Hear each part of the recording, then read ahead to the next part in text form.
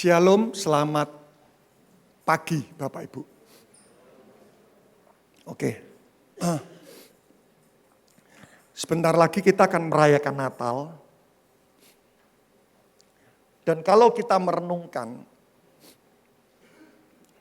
Natal pertama ini tidak terjadi dalam gereja, tapi terjadi dalam keluarga.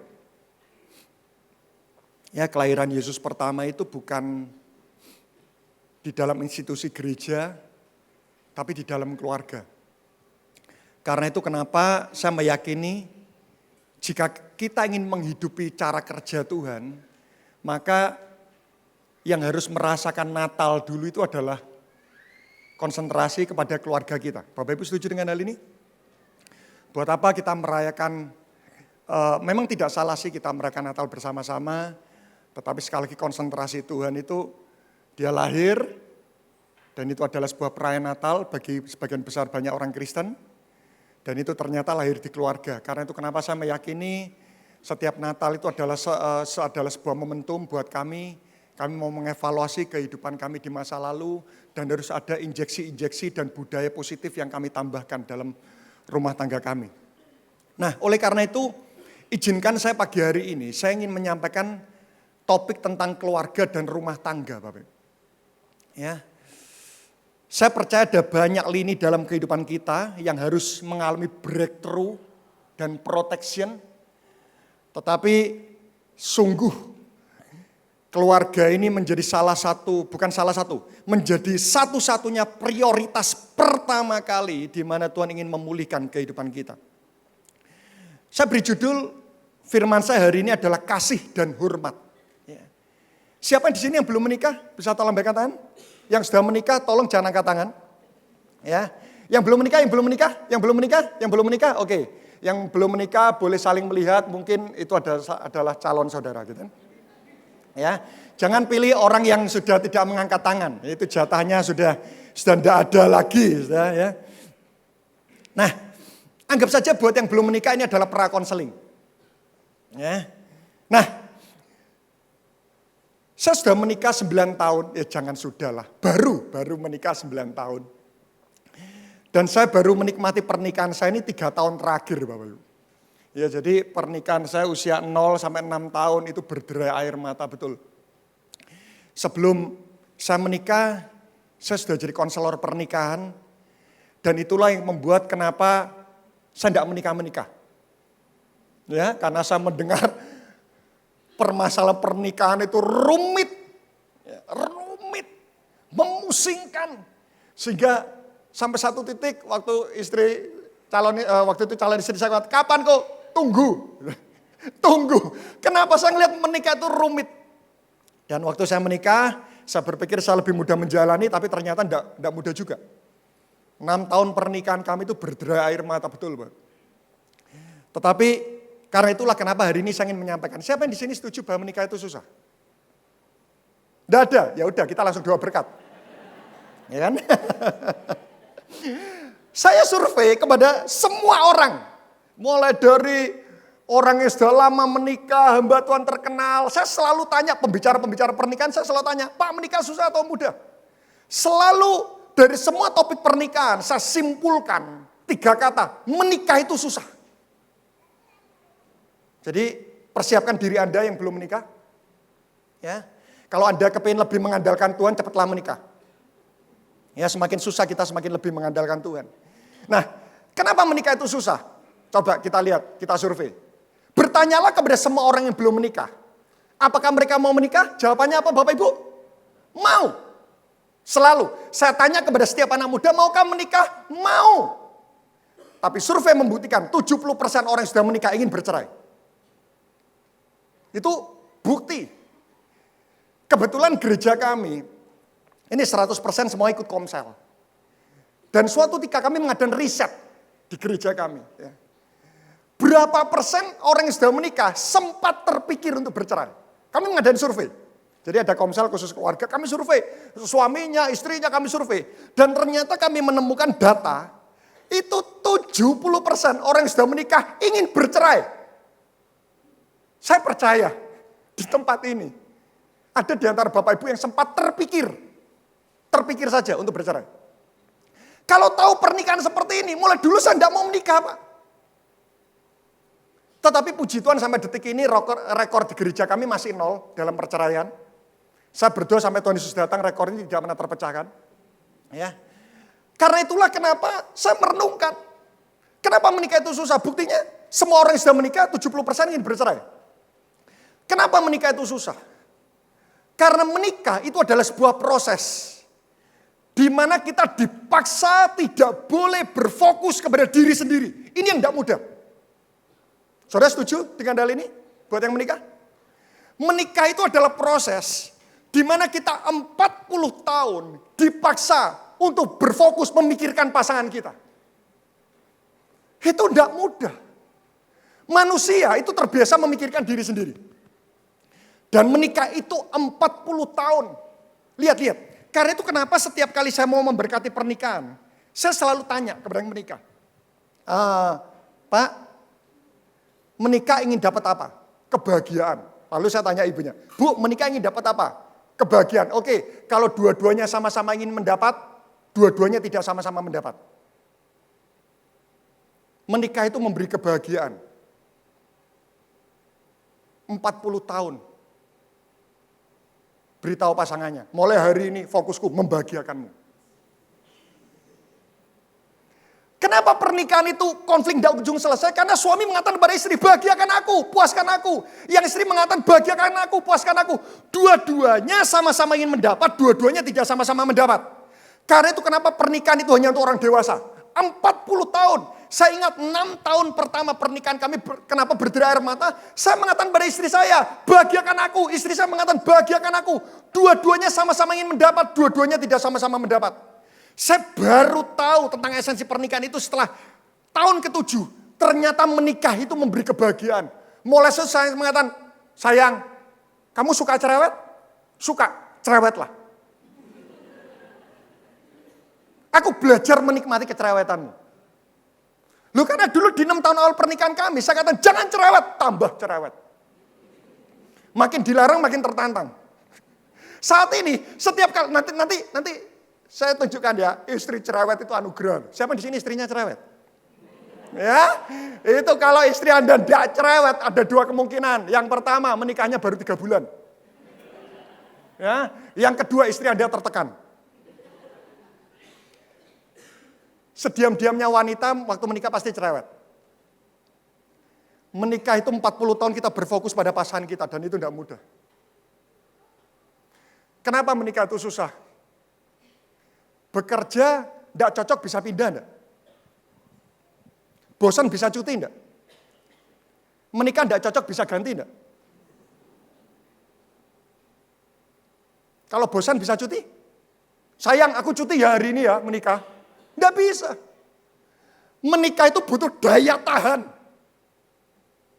40-50 tahun kita berjumpa dengan orang yang sama. Bangun pagi ngelihat wajah istri. Kerja. Ya 3 tahun, 3 bulan pertama oke lah. Sayang aku seneng loh pagi hari aku memandang wajahmu. Itu 3 bulan.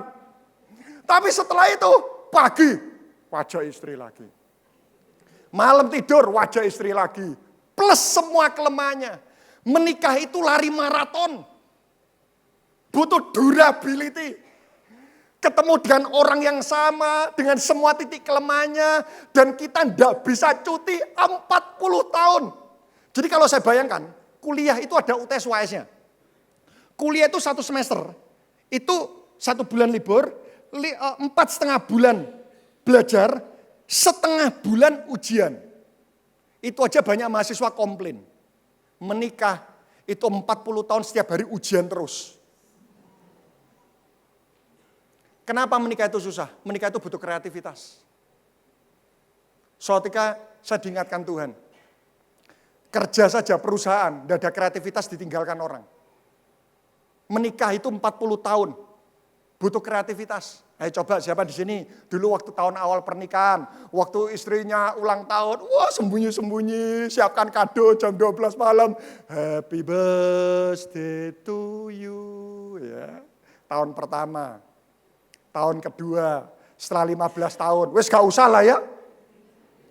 Menikah itu butuh kreativitas. Bangun pagi ketemu orang yang sama, kerja, pulang ketemu orang yang sama, 40 tahun butuh kreativitas. Kita harus jadi CEO yang hebat dalam rumah tangga kita. Tetapi bukan berarti menikah itu tidak baik, Bapak Ibu. Menikah itu adalah rencana Tuhan, yang setuju sama-sama kata amin. Saya percaya kita akan menguasai apa yang kita pelajari. 6 tahun awal pernikahan kami berat. Saya komitmen, saya tidak pernah pukul istri saya. Saya ingat sebelum saya menikah, ayah saya memberikan 2 pesan. Yang pertama, apapun yang terjadi jangan pernah pukul istrimu. Engkau pukul istrimu, engkau sudah salah. Peraturan yang kedua, papa saya mengatakan, kalau di rumah tidak ada makanan, engkau adalah orang yang terakhir kali makan. Bukan berarti saya kurus karena istri saya ngambil jatah saya. Tolong, ya saya luruskan. Enggak. Tapi pria itu harus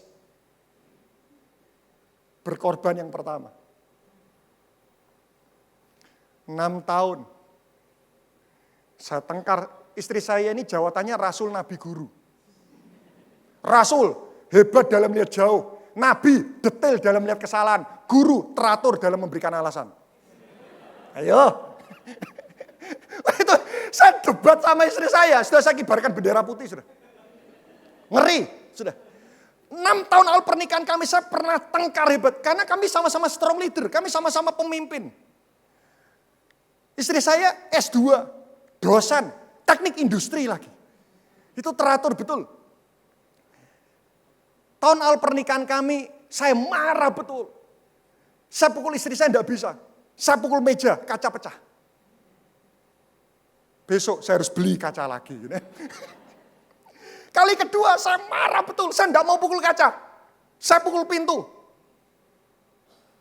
Pintunya tidak apa-apa, tulang saya retak. Istri saya antar saya. Sampai satu titik, Bapak Ibu, setuju enggak? Lamanya kita menikah itu lebih lama daripada masa single. Setuju? Ini rata-rata. Orang menikah rata-rata usia 30. Rata-rata orang meninggal usia 70-80 tahun. Berarti lebih dari 50% umur kita di muka bumi itu ada dalam pernikahan. Artinya seperti ini. Jika kita tidak bisa menikmati pernikahan, kita menderita lebih dari 50% kehidupan kita. Setuju Bapak Ibu? Karena itu kenapa pada mulai tahun ke-6, saya banyak belajar tentang pernikahan. Saya lalap buku-buku pernikahan. Saya baca, saya ikut seminar-seminar pernikahan. Karena saya yakin satu hal. Pernikahan itu harus bisa ditaklukkan. Dan kita akan menguasai apa yang kita pelajari. Setuju Bapak Ibu? Siapa yang di sini pernah mengalami kesulitan dalam pernikahan? Tidak usah angkat tangan ke atas, ke bawah saja. Ya, wajah-wajah Bapak Ibu menyiratkan kesulitan. Ayo. Siapa yang di sini menikahnya masih belum 10 tahun? Masih belum 10 tahun, di bawah 10 tahun. Oke. Yang menikahnya sudah di atas 20 tahun. Nah, lihat kan? Semakin lama kita menikah banyak guratan duka. Jadi yang tidak ada guratan duka itu menikahnya baru di bawah 5 tahun. Gitu. Oke, saya akan mulai khotbah saya. Mulai tadi ini hanyalah pendahuluan. Nah, karena itu kenapa hari ini saya akan masuk menjelaskan yang namanya janji nikah. Janji nikah ini hebat Bapak Ibu. Ya, saya mendapatkan banyak aplikatif tentang janji nikah. Dan saya berdoa hari ini apa yang saya jelaskan ini cukup menolong pernikahan Bapak Ibu. Efesus pasal 5 ayat 22 sampai 25. Saran saya Bapak Ibu yang sering bertengkar waktu pernikahan, tolong janji nikahnya di print, di figura, diberi lampu sorot. Ya, saya tunjukkan hebatnya janji nikah. Ayat 22 sampai 25. Saya minta yang genap, ibu-ibu yang membaca, yang ganjil yang pria. 2, 3.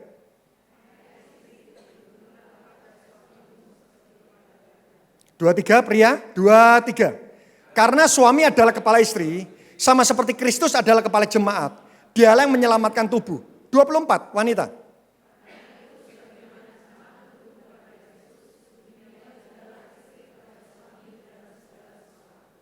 25, 23. Hai suami, kasihilah istrimu sebagaimana Kristus telah mengasihi jemaat dan telah menyerahkan dirinya baginya. Nah lihat, ada 3 tujuan pernikahan, tapi hari ini saya akan membahas satu saja ya, tentang janji nikah. Janji nikah ini sebenarnya punya 3 pengertian, tapi saya bahas satu saja. Dalam janji nikah, itu mengandung kata-kata seperti ini. Buat janjinya suami, hai suami, kasihilah istrimu. Buat yang pria, sama-sama katakan kasih istri. Kasihilah istrimu seperti Kristus mengasihi jemaat. Jemaat sering cerewet enggak kepada Tuhan? Sering ya? Bagaimana respon Tuhan waktu jemaat cerewet? Didengar. Berarti istri Anda pernah cerewet enggak? Kita itu Kristus. Istri kita jemaat. Kalau jemaat cerewet sama Tuhan, Tuhan dengar. Berarti kalau istri cerewet, apa yang harus dilakukan suami? Dengar. Dulu istri saya cerewet, saya tinggal. Suatu ketika Tuhan ingatkan janji nikah. Engkau berjanji, engkau mengasihi istrimu seperti Kristus mengasihi jemaat.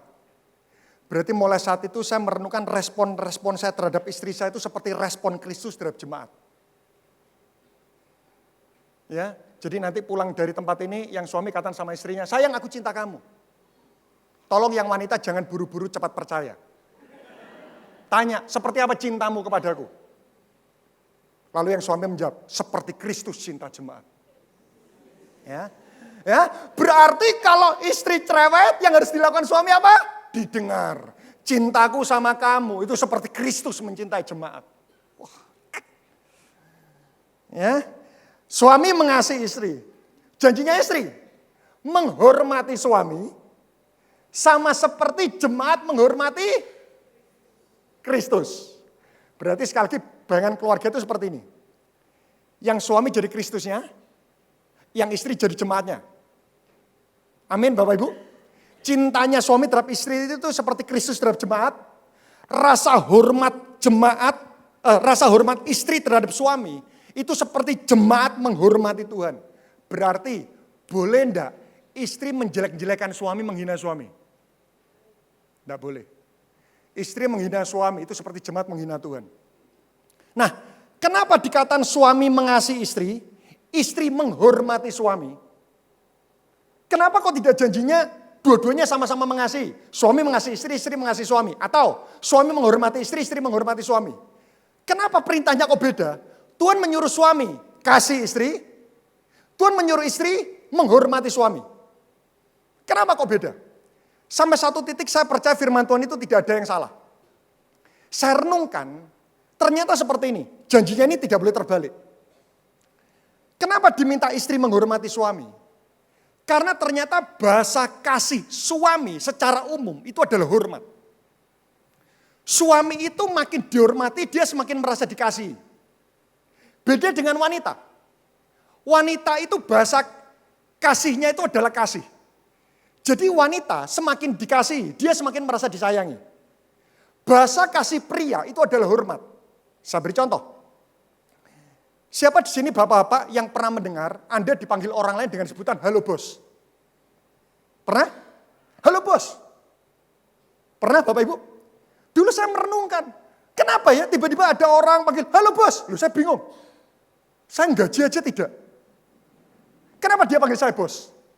Tapi jarang sekali saya menemukan sesama ibu-ibu memanggil halo bos. Masuk akal? Kenapa? Saya jarang loh menemukan ibu-ibu sama ibu-ibu halo bos. Jarang. Panggilan pria itu panggilan halo bos. Kenapa? Karena bahasa hormat itu bahasa pria. Wanita bahasa kasihnya itu kasih. Karena itu lihat ya sesama wanita kalau ke mall gandengan, betul? Ada enggak di sini sesama pria gandengan? Ada atau enggak? Ya, pria gandengan gitu. Ya, itu saya bayangkan saja jijik. Loh saya di gereja aja ya. Misal song leadernya mengatakan, ayo Bapak Ibu bergandengan tangan itu. Itu kalau samanya pria itu enggak tahu ya. Kok enggak nyaman gitu loh. Kenapa sesama ibu-ibu kok gandengan? Coba-coba kenapa? Karena memang bahasa kasih wanita itu kasih. Ayo coba waktu ulang tahun, ya, happy birthday, peluk, cium, betul? Ada enggak pria yang melakukan seperti itu sama pria? Enggak ada. Itu kalau ada nyium saya, ya, udah saya lupa saya hamba Tuhan. Enggak ada. Bahasa kasih pria itu hormat. Karena itu seolah seperti ini, pria boleh dipukul tapi jangan dihina. Pria itu dipukul tidak terlalu pengaruh, asalkan jangan dihina. Contoh misal, ibu-ibu di sini tiba-tiba marah, pukul dada suami. Pukul. Tapi setelah itu istrinya mengatakan, sayang, tapi aku nih bangga loh punya suami kayak engkau. Engkau bisa memimpin keluarga dengan baik, meskipun pekerjaanmu kurang berbinar. Itu buat suami, pukulannya lupa sudah. Tapi coba, ibu-ibu, Anda tidak perlu pukul suami Anda. Anda hina. Kamu itu pria bisa apa sih? Kerja tidak bisa, ngomong tidak bisa, mimpin anak tidak bisa. Aku menikah dengan kamu itu rugi, hidupku tidak bahagia. Itu pria itu, dia mengalami goresan luka yang sangat berat. Bahasa pria itu bahasa hormat. Wanita itu beda. Wanita itu dihina tidak terlalu pengaruh, asalkan jangan dipukul. Setuju ibu-ibu? Coba, hinalah istri Anda. Kamu ini wanita kok tidak bisa masak? Ya sudah. Loh betul enggak? Coba kalau pria dihina, kamu pria tidak bisa kerja. Sulit. Soal pria itu gini, kamu boleh pukul aku tapi jangan pernah hina aku. Wanita, kamu wanita kok tidak bisa setir mobil? Ya sudah. Tapi kalau wanita itu dipukul, Bapak, berat. Tidak mudah. Bahasanya beda. Karena itu kenapa dulu, coba ingat Bapak Ibu waktu pacaran, gandengan kan? Yang perempuan senang. Ya. Tapi setelah menikah, kenapa kenapa pria mulai jarang gandeng sama istrinya? Karena buat pria tidak pengaruh, buat istri digandeng itu pengaruh. Saya ingat waktu saya punya anak kembar, dulu waktu pacaran gandeng, ya dunia milik kita berdua gitu ya. Tapi setelah menikah saya punya anak kembar, wis gede melaku dewe. Saya gandeng anak saya. Saya sampai satu titik saya tanya, sayang, kamu kalau jalan-jalan ke mall, kamu kepengen tak ku peluk dan ku gandeng enggak? Pengen kok. Loh, kenapa kamu pengen? Ya memang pengen. Buat pria enggak pengaruh. Buat wanita pengaruh. Tolong bapak-bapak mulai saat ini kalau ke pasar gandeng istri Anda. Ya. Karena itu kenapa lihat. Suami kalau mau pamit kerja, sayang aku mau pergi dulu ya. Yang istri meskipun di belakang dia lari. Dada sayang, itu kepen dipeluk dan dicium. Dipeluk, sayang aku mau pergi dulu ya. Aku cinta kamu, cium. Beda dengan suami. Suami masih sibuk di belakang, istri mau pergi. Sayang aku pergi, ya wes. Beda. Tolong. Sayangnya firman ini saya dapatkan, saya perenungan ini pada tahun ke-7 pernikahan saya. Sumber energi pria itu hormat. Makanan pria itu hormat, makanan wanita itu adalah kasih. Apa yang membuat saya berenergi? Setiap hari saya bekerja, saya pelayanan sampai malam, apa? Loh karena tiap malam, bentuk rasa hormat istri saya terhadap saya itu gini. Malam, dia tanya pada saya, kok besok pagi mau makan apa? Saya tidak punya pembantu, saya tidak punya babysitter, anak kembar, anak saya 2. Dia tanya, kok pagi mau makan apa? Saya katakan, baikut. Wah saya suka baikut. Ya, baikut. Istri saya 4:30 pagi bangun. Dia masakkan buat saya, masakan buat anak saya masih tidur. 5:30 pagi, istri saya ke pasar, makanan sudah siap. Saya bangun pagi beserta dengan anak saya, kami makan bersama. Istri saya ke pasar. Dan waktu dia pulang jam 6, saya sudah siap ngantar anak saya ke sekolah. Istri saya masak buat saya. Terus berikutnya, sekitar jam 7 saya berangkat ke kantor, jam 7, jam 8 saya berangkat ke kantor. Saya membawa baikut buatan istri saya. Ini adalah sumber energi buat saya. Bayangkan kalau malam saya katakan, sayang aku mau masak, aku pengen baikut. Kamu punya tangan buat sendiri. Saya kerja, saya lemes. Tiap malam loh istri saya tanya, kamu besok mau makan apa? Istri saya itu tidak suka baikut.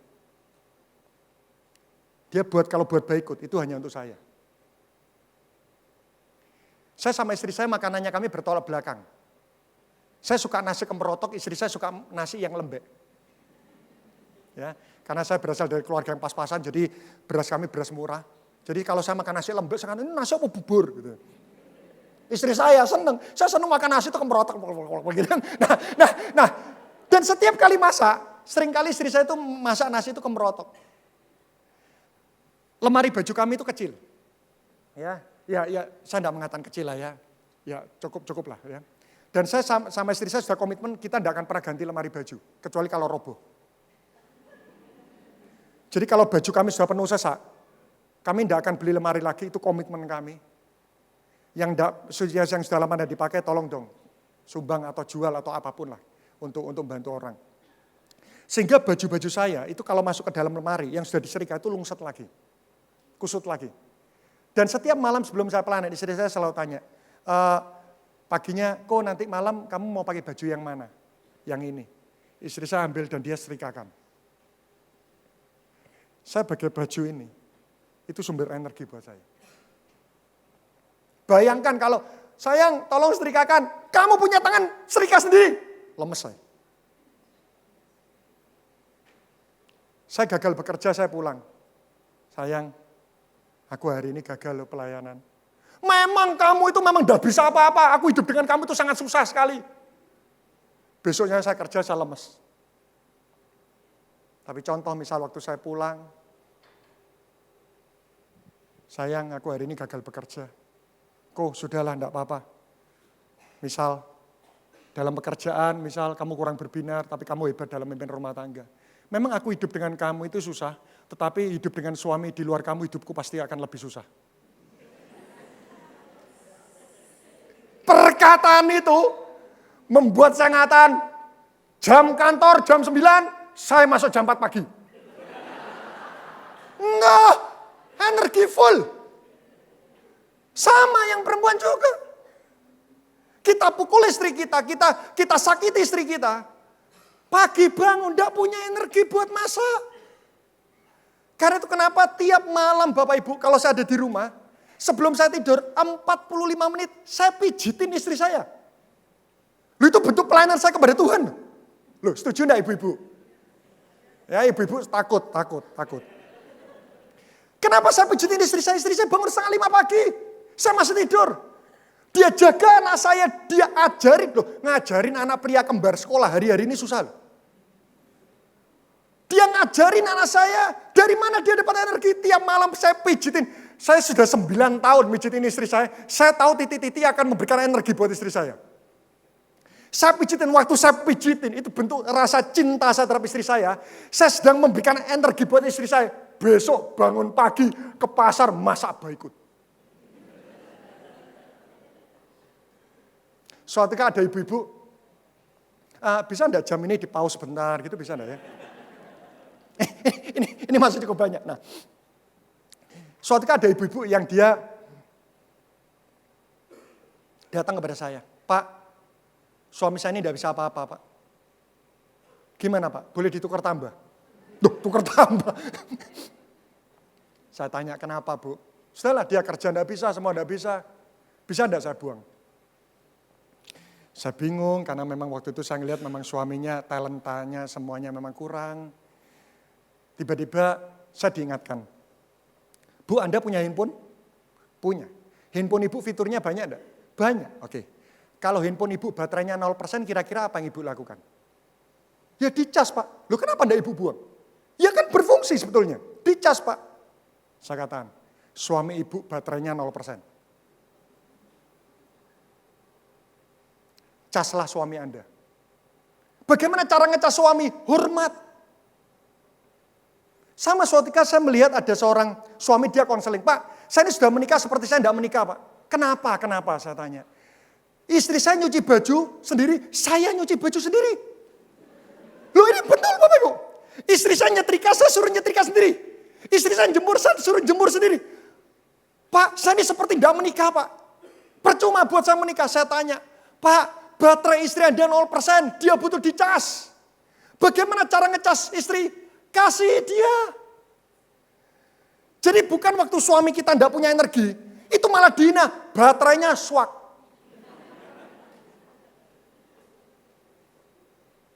Yuk mulai hari ini saling ngecas yuk.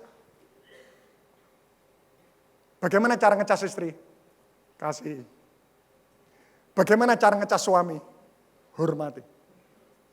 Nah, saya akan masuk bagaimana cara istri menghormati suami dan bagaimana cara suami mengasihi istri. Efesus 5:32. Oke, saya pangkas beberapa poin agar saya bisa tuntas. Saya menemukan ada banyak suami istri yang tidak tahu bagaimana cara menghormati dan bagaimana cara mengasihi. Saya beri ayat pentingnya dulu. Rahasia ini besar, tetapi aku maksudkan ialah hubungan Kristus dan jemaat. Lihat, sekali lagi janji nikah suami dan istri itu, suami itu memperlambangkan Kristus, istri memperlambangkan jemaat. Berarti bagaimana caranya istri menghormati suami, itu sama seperti bagaimana caranya jemaat menghormati Tuhan. Ya. Bagaimana cara jemaat menghormati Tuhan? Yang pertama, sekali lagi Bapak Ibu, biar mulai hari ini Anda saling ngecas satu sama lain. Yang pertama, wah ini Alan ini paling mahir ini dalam hal ini. Ya. Bapak Ibu tadi sebelum khotbah 40 menit itu nyembah Tuhan. Kenapa Anda menyembah Tuhan? Karena penyembahan itu adalah bentuk penghormatan kita kepada Tuhan. Bapak Ibu setuju dengan hal ini? Pujian penyembahan itu bentuk penghormatan kita kepada Tuhan. Karena itu kenapa setiap kali ibadah saya tidak mau terlambat. Saya percaya present worship itu bukan penghantar acara sebelum khotbah. Saya percaya bukan seperti itu. Amin Bapak Ibu. Seringkali ya ini ada joke, ada guyonan. PDT pendeta datang terakhir. PDM pendeta datang menengah-menengah. PDP pendeta datang pertama gitu. Saya meyakini pujian penyembahan itu adalah bentuk penghormatan saya kepada Tuhan. Saya tanya kalau hari ini waktu Alan tadi nyembah ibadah pukul berapa tadi? Pukul 7. Kalau Presiden Jokowi ada kira-kira kita datang tepat waktu enggak? Jam 7 tepat Tuhan sudah ada. Kenapa kita perlu muji nyembah? Karena muji nyembah itu bentuk penghormatan kita kepada Tuhan. Bapak Ibu setuju dengan hal ini? Berarti bagaimana caranya istri menghormati suami? Pujilah suami Anda. Bukan digosipin. Amin. Bukan digosipin. Bu, Anda tahu enggak bagaimana suami saya? Bukan. Bagaimana cara menghormati suami? Pujilah suami Anda. Sayang, kamu hebat loh memimpin keluarga. Aku ini bangga menjadi istrimu. Kapan terakhir kali Anda memuji suami Anda? Pria itu butuh hormat sebagai energinya. Bayangkan kalau di rumah tidak mendapatkan pujian dari istri, di luar dapat pujian dari wanita lain. Pria itu lapar rasa hormat. Misal saya di rumah, saya tidak dapat makanan. Di luar dikasih makan, dimakan enggak? Dimakan enggak? Sama seperti mobil saya bensinnya kosong, saya masuk ke Pertamina rumah saya, tidak diisi. Tapi saya harus memaksakan mobil saya untuk berjalan, dan ternyata saya ketemu dengan Pertamina lain, dia mau memberi bensin. Kira-kira diterima atau enggak? Bukan berarti saya mengajarkan pria selingkuh loh. Itu hukumannya lintas generasi. Tapi ibu-ibu bisa tahu kenapa ada pria selingkuh. Di rumah dia butuh pujian sebagai sumber energi. Di rumah Anda dipuji, di luar dipuji wanita lain. Pak, Anda itu hebat loh Pak. Luar biasa. Jatuh. Suatu ketika ada seorang ibu-ibu yang dia juga tanya, Pak, kalau suami saya itu selingkuh sama wanita yang lebih lebih cantik, lebih kaya, lebih pintar, ya sudahlah. Loh suami saya ini selingkuh sama perempuan yang kecantikan di bawah saya, kecerdasan di bawah saya, kekayaan di bawah saya. Kenapa, Pak? Karena saya kenal dengan ibu ini, saya katakan gini, Bu, ini terlepas dari semuanya. Kalau ibu punya 2 anjing, yang satu anjingnya pudel lucu menang juara. Tapi setiap kali dipanggil, Molly, Molly, Hook, gigit.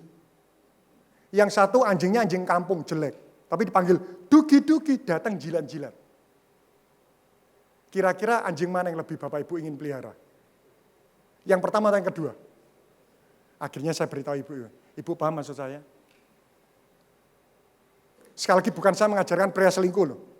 Hukumannya itu lintas generasi. Tapi ibu-ibu, kesalahan terbesar wanita tidak mensyukuri apa yang sudah suami lakukan dan terus menuntut apa yang suami belum lakukan.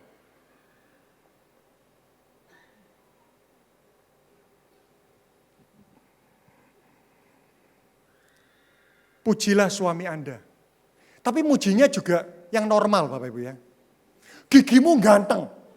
Nah itu enggak masuk akal ya. Pujilah suami Anda. Kenapa kita perlu sharing tentang kebaikan Tuhan? Karena sharing itu bentuk penghormatan kita kepada Tuhan. Bapak Ibu setuju dengan hal ini? Berarti kalau ibu-ibu menceritakan kebaikan suami kepada orang lain, itu bentuk penghormatan Anda kepada suami Anda. Yang pertama, pujilah suami Anda. Ya. Yang kedua.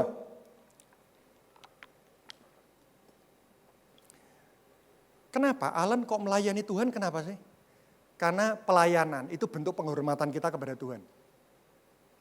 Setuju? Bagaimana cara istri menghormati suami? Layani suami Anda. Karena itu kenapa pagi istri saya masak baikut. Wah, itu baikut itu rasanya buat saya, itu melebihi rumah makan paling hebat manapun. Wah, baju disetrikakan. Itu memberikan energi buat saya. Layani suami Anda. Ya. Pria, suami jangan sombong. Suami itu kepala, istri leher. Setuju? Suami jangan sombong. Kamu ini leher enggak bisa apa-apa. Nih, suami kepala yang punya otak. Jangan sombong. Ada yang di sini pernah tengeng? Kepala sepintar apapun waktu tengeng, itu hikmat terhambat. Perempuan itu adalah saluran anugerah. Bisa bayangkan kalau leher ini mogok, semua nutrisi makanan itu tidak sampai ke otak. Berarti segala sesuatu yang dikumpulkan oleh suami, itu karena hubungan kita dengan istri kita dengan yang baik. Jadi istri itu adalah saluran anugerah Allah dalam hidup kita. Tanpa leher, kepala, itu kekurangan anugerah. Bapak Ibu setuju dengan hal ini? Jadi beritahu istri kita, engkau adalah saluran anugerah. Ya, nggak ada yang berani ngomong, ya sudah. Nah, tapi ibu-ibu juga jangan sombong. Hei suami, aku ini lehernya loh. Kepala tanpa leher bisa apa? Hati-hati juga. Jangan sampai istri-istri juga bangga telah menundukkan suaminya. Pernah lihat seorang manusia yang lehernya kuat tidak punya kepala? Apa jadinya? Zombie. Setuju? Menakutkan. Seperti itulah. Kalau ada ibu-ibu cerita di luar sana. Kamu tahu enggak? Suamiku itu takluk loh sama aku. Aku ngomong apapun, suamiku itu nurut. Ya, tiap malam pijit. Potong kaki, gunting, potong kaki. Gunting ini kuku kaki, nurut. Wah, kamu kok jadi wanita mau tunduk sama suami. Suamiku tunduk sama aku. Hati-hati loh. Seperti seorang manusia yang lehernya kuat, tidak punya kepala itu menakutkan. Seperti itulah pandangan orang. Waktu melihat ada istri yang kepin menguasai suaminya, menakutkan. Tiba-tiba orang sekelilingnya itu mengatakan gini, kalau dia tidak bisa tunduk sama suaminya, jangan-jangan dia mudah sakit hati, dia mudah kecewa, dia tidak sabar. Sekali kita melakukan kesalahan, dia akan kepahitan betul sama kita. Heran, tiba-tiba semua orang itu takut sama istri yang suka menundukkan suaminya. Tapi kalau kita melihat ada seorang istri ya, yang bisa melayani suaminya dengan baik, menghormati suaminya dengan baik, tiba-tiba lingkungannya itu senang. Ini pasti perlambang istri yang penuh dengan kasih dan cinta. Amin. Layani suami Anda. Mulai besok nanti malam tanya, sayang kamu pengen makan apa? Aduh, waktu enggak cukup. Udah biar imbang. Yang istri cukup 2 saja. Ini masih ada 9 poin.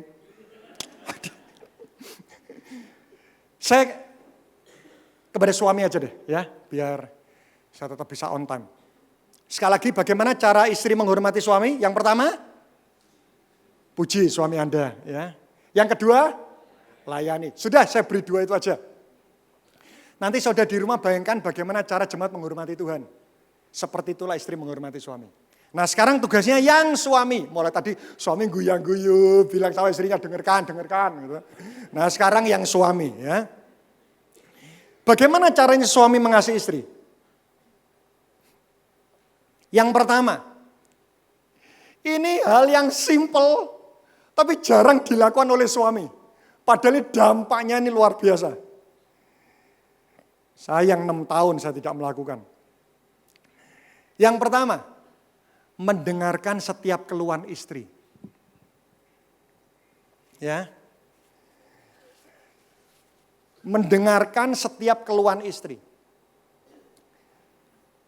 Dulu di awal-awal pernikahan, kalau Bapak Ibu, saya punya materi perbedaan pria wanita itu ada 10. Nah saya tidak tahu perbedaan itu. Sampai suatu ketika saya coba diskusi dengan istri saya semuanya dan akhirnya saya menulis. Nah salah satu perbedaan suami dan istri itu seperti ini. Pria itu pemikirannya solusi. Wanita itu empati. Beda. Nah dulu waktu istri saya ini misal suatu kan dia konflik sama orang tuanya. Dia cerita sama saya. Dia curhat. Nah di 3 menit pertama waktu istri saya curhat, saya sudah langsung tahu solusinya. Otak pria itu otak solusi. Tapi sayang istri saya itu curhatnya sampai 15 menit. 3 menit pertama saya sudah tahu solusinya. Akhirnya menit keempat, saya sudah buka handphone saya WhatsApp-an. Saya bilang, sudah ngomong aja. Saya WA gitu ya. Karena di 3 menit pertama saya sudah tahu jawabannya. Saya WA, setelah selesai, setelah 15 menit, saya beritahu, oke? Sudah? Sudah. Saya berikan solusi. Mulai besok kurangi pergi sama orang tua. Daripada konflik terus. Istri saya tiba-tiba marah. Percuma ngomong sama kamu, tidak mau mendengar. Loh, saya bingung. Ada di sini pria yang pernah bingung? Memang wanita itu seperti Alkitab. Susah dipahami. Ya, itu kesimpulan 6 tahun pernikahan saya. Saya bingung. Ya, saya pernah perjalanan keluar kota. Ini agak sama ini. Perjalanan keluar kota. Dia cerita, itu loh rumah makannya rame. Oh iya, saya lewat. Ya, setelah sampai tujuan istri saya marah. Kamu kok udah berhenti makan? Loh, kamu udah ngomong. Tadi kan saya sudah beritahu. Itu rumah makannya rame. Loh, kan saya sudah jawab. Iya rame. Kamu udah ngerti maksudku? Waduh, memang wanita itu semua perkataannya bukan tersurat tapi tersirat. Sehingga jujur waktu itu sangatan. Sayang, kamu itu seperti Alkitab. Maksudmu? Susah dipahami, butuh hikmat gitu. Ayo kembali lagi, jangan terlalu banyak tertawa. Gitu. Waktu itu saya tidak ngerti. Istri saya tinggalkan saya.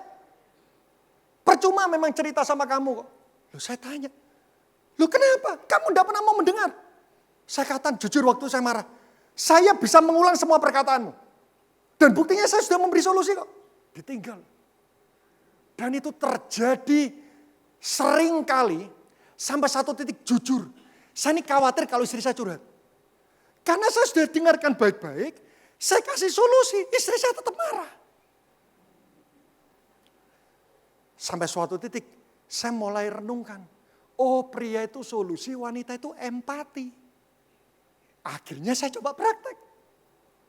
Suatu kali istri saya konflik sama teman-temannya. Dia datang, dia curhat. Lalu saya dengarkan, wah dia cerita. Sungguh 3 menit pertama saya sudah langsung tahu solusinya apa.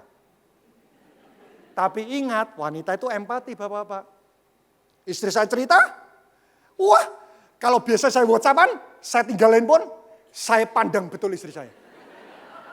Wah dia cerita, saya katakan, oh gitu toh, wah ya enggak bisa, susah juga ya. Saya responi. Padahal hati saya bilang, ngono toh. Lah, tapi sungguh, saya responi. Oh gitu toh, wih susah ya. Loh terus apa? Apa yang dilakukan temanmu kepada kamu? Waduh posisimu ya susah juga. Terus perasaanmu gimana? Jadi saya ini naik dalam perahu dan ada di kolam arus. Saya ikutin aja. Jadi dia makin gegap gempita. Saya berikan respon-respon aja. Oh gitu toh. Wah sulit juga ya. Oh ya. Terus gimana? Setelah selesai, bapak-bapak tahu, saya belum ngasih solusi. Istri saya bilang gini, ya gitu didengar. 6 tahun. Dan waktu itu saya tanya, oke, butuh solusi? Nggak usah, ya sudah. Simple. Dulu saya tidak tahu. Jadi waktu istri saya curhat, saya mikir solusi. Tapi ada saja di mana istri saya katakan, yang ini aku butuh solusi. Oke, saya kasih. Tapi rata-rata wanita itu cuma butuh didengar. Karena itu kenapa wanita itu jatuh kepada seorang pria yang suka mendengarkan curhat. Nah dulu saya malas cerita sama istri saya. Karena pemikiran saya solusi. Saya curhat banyak, istri saya cuma, oh gitu, loh terus gimana? Wah ya susah ya, terus saya tanya, oke, saya sudah selesai. Terus istri saya juga tanya, loh ya sudah, loh buat apa aku cerita sama kamu? Aku butuh solusi. Akhirnya saya lebih senang cerita sama teman kantor. Tapi waktu saya tahu hal itu, saya senyum-senyum sendiri. Kenapa saya baru tahu setelah saya menikah tahun ke-7? Hari-hari ini, wah bapak-bapak, saya beritahu nih. Mulai nanti malam, waktu istri Anda curhat, tinggalkan WhatsApp, tinggalkan semua film, pandang istri saya Anda dengan penuh cinta. Responi saja. Nah kadang-kadang suami ini, apa ya kadang-kadang ya, itu meremehkan curhatan istri. Ya misal waktu istri barusan punya anak, ada nyamuk. Kadang istri ceritakan sama suami, sayang di kamar ada nyamuk loh. Bagaimana respon suami? Mama, belum harimau. Nyamuk aja loh, lihat. Kadang istri itu curhat, dia cerita. Bahkan itu perkara-perkara remeh. Dulu saya mikir, walah cuma gitu aja loh. Tiba-tiba Tuhan ingatkan. Ton, kamu pernah enggak curhat hal-hal yang remeh kepadaku? Saya diam. Pernah sih Tuhan. Apa? Ke mall, enggak dapat parkir, saya doa, Tuhan minta parkir. Ada yang di sini? Kalau ya, enggak dapat parkir, Tuhan minta parkir. Itu kan doa. Kita ini cerewet loh. Apakah pernah Tuhan di surga menjawab, Nana, parkir manggil-manggil aku loh ngurusi gempa bumi. Apakah seperti itu? Enggak. Nyatakanlah dalam segala hal. Permohonanmu kepadalah dalam segala hal. Apakah termasuk hal-hal yang paling remeh? Mulai hari ini, istri curhat, dengarkan sungguh-sungguh. Bahkan hal yang paling remeh pun, itu adalah salah satu bentuk suami mengasihi istri. Yang setuju sama-sama katakan. Yang kedua, yang terakhir aja, biar imbang.